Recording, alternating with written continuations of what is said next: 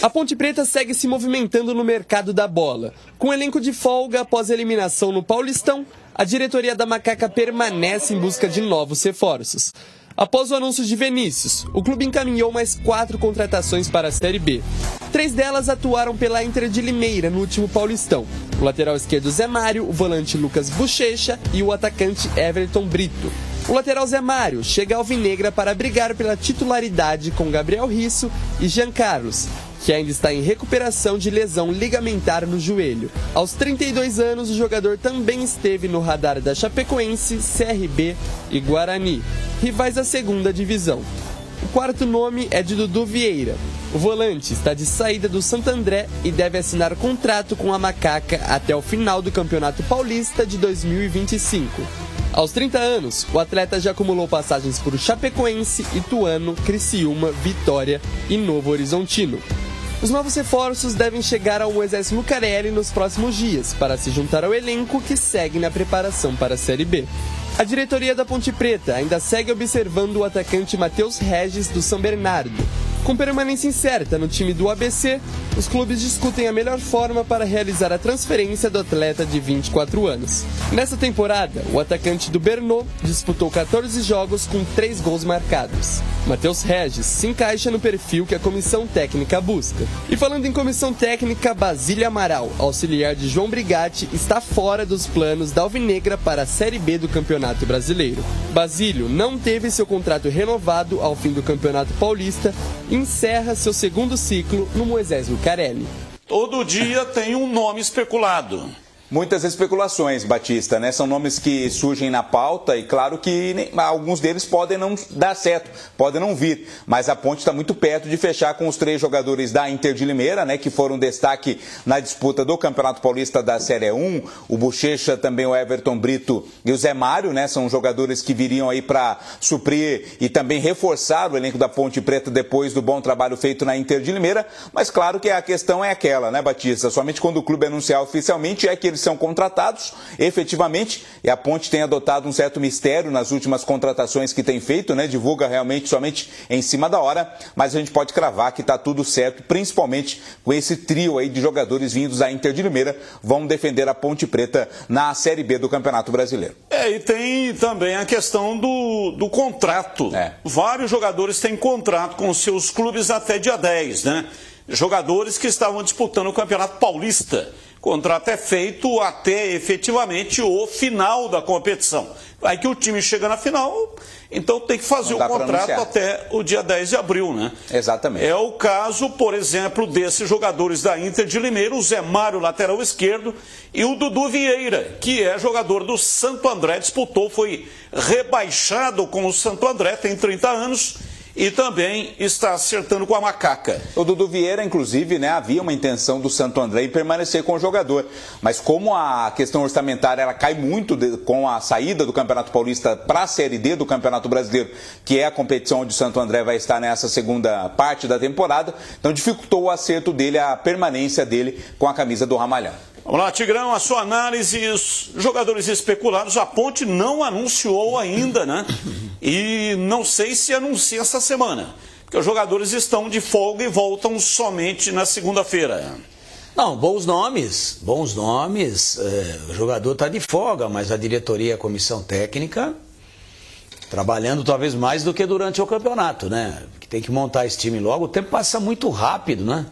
Nós já estamos, hoje é 21, já estamos a menos de um mês do início. Parece que faltava uma eternidade, olha, menos de um mês para a estreia da Ponte na Série B, uma estreia complicadíssima, apesar de ser em casa, é contra um time. Se estrear no dia 19, porque a tabela não foi desmembrada. 19 é sexta. A CBF lançou a tabela, mas é aquela tabela engana agora, que eu gosto. Agora só para cumprir o estatuto do torcedor. Aí mais lá para frente, aí puxa um jogo para sexta-feira, outros serão no sábado, tem jogo no domingo e tem jogo até na segunda-feira. E até na terça, né? Também. E até na terça. Na terça já começa a outra rodada. Também. Né? Se a Ponte estrear no dia 19, falta menos de um mês. Menos de um mês, no dia 20 também. For no dia 20 que é sábado, 19 é sexta. Então, o tempo passa muito rápido, a Ponte perdeu jogadores importantes, está perdendo mais um importantíssimo aí, que é o Gé. Não tem o que fazer, chega um interessado, a Ponte precisa de dinheiro, tem que vender, é uma pena, né, que desmonte um time que começou a dar liga aí nas mãos do João Brigatti. Esse time com outros treinadores aí não rendeu, mas com o João rendeu, digo, esse elenco, mas aí vai Amaral, vai Felipinho, vai Leonaldi, agora vai o Gé. Nós estamos falando de 40% dos jogadores de linha, né? Você pegar 10 titulares na linha mais o goleiro, 11, 10 titulares, você tira 4, são 40%, é muito significativo. Ah, mas tem o Ramon Carvalho, que é bom jogador, tem o Emerson Santos, que é bom jogador, todos ali para o setor, mas e no comando de ataque? A Ponte tem o Gabriel Novaes, que fez um belo gol aí contra o Novo Horizontino, depois muito se esperava dele quando entrou contra o Santo André, lá naquela derrota inesperada da Ponte, na última rodada da fase de classificação, e ele foi expulso bobamente. Então fica aquela dúvida, pô, será que o jogador tem o pavio meio curto? Eu espero que não. Ele é bom jogador, ele tem um pouco de característica do Gé, um pouco, né? É um jogador de área, mas ainda tem uma boa base. O jogador foi formado no São Paulo, já rodou, já tem alguma experiência, apesar de muito jovem, mas será que ele chega a atingir o patamar do Gé, que o Gé atingiu na Ponte? Não dá para dizer. Vimos o jogador em 2 ou 3 oportunidades. E o Vinícius devia ser Vinícius, né? Mas aí tem aquele negócio do pai, quando vai registrar, às vezes já está meio calibrado, tá Vinícius, né? Como é que é, senhor? Vinícius, saiu Vinícius. Acontece isso. E às vezes o pai falou direitinho, Vinícius, mas o cartorário também, né? Às vezes também é filho de Deus. Então, não pode estar calibrado o cartorário, né? Tá trabalhando. Não, tem muita coisa que não pode, mas pode, acontece. Não pode. Mas só para reforçar aí... O Vinícius também é centroavante. E o Brigatti conta mais com... O Brigatti acredita mais no Vinícius fazendo a função do Gé do que o Gabriel Novaes. O Brigatti pelo que pouco que deu para ver, ele tem mais a característica do Gé do que o Gabriel Novaes. Eu acho que para o Brigatti sim que está vendo... mas não está vendo treinamento nenhum, né? Porque estão de férias. Mas que viu alguns poucos treinamentos. Mas é cedo ainda para tirar essa conclusão. E para nós, mais cedo ainda. Nós aqui, pelo menos no meu caso, eu preciso esperar um pouco mais. Então, Batista, eu gosto das contratações não anunciadas mais, especuladas, encaminhadas, esse é o termo mais correto. E Matheus Regis? Gosto. Belo campeonato pelo São Bernardo. Fez esse golaço aí contra a Ponte, né? Eu acho que é um jogador que também se vê... Esse não é de área. Esse é de beirada, de diagonal. É mais ou menos igual o Everton Brito, só que maior. Quando ele estiver dentro da área, ele tem mais presença. O Everton Brito, não tenho aqui a ficha dele, mas aparentemente aí vendo nos jogos, um pouco menor. Mas bom jogador também. Também é uma impressão que eu tenho. De repente você vai ver a altura, são do mesmo tamanho. Mas o Everton Brito é mais velocidade. Um jogador mais para puxar contra-ataque.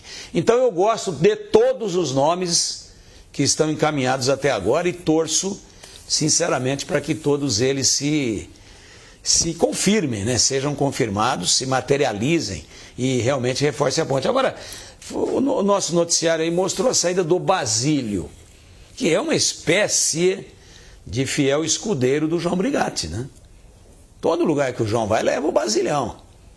Inclusive quando o João foi ser uma espécie assim de executivo de futebol lá no Sertãozinho, aí ele não foi como treinador, ele levou o Basílio que assumiu como treinador. O Basílio que é o auxiliar dele.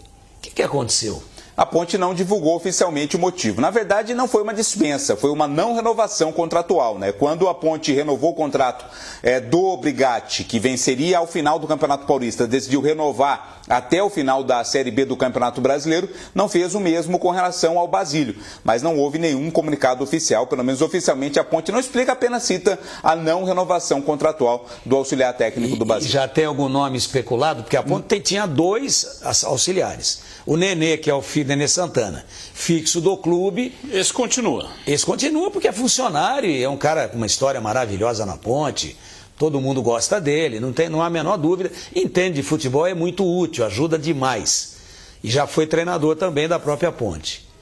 Agora, para o lugar do Basílio, será contratado? Tem alguma especulação, algum nome, ou a Ponte enxuga e toca só com o Nenê? Como é que está isso? Eu acredito que não vai haver contratação, não. Acho que vão com o Nenê mesmo, até porque a Ponte está desde o ano passado nesse trabalho de enxugar aí a folha salarial, né? Uma redução aí de 50%, pelo menos, no número de funcionários, né? Que é grande na Ponte Preta. Então eu acredito que não vai haver a contratação, não deve seguir com o Nenê trabalhando ao lado do Brigatti.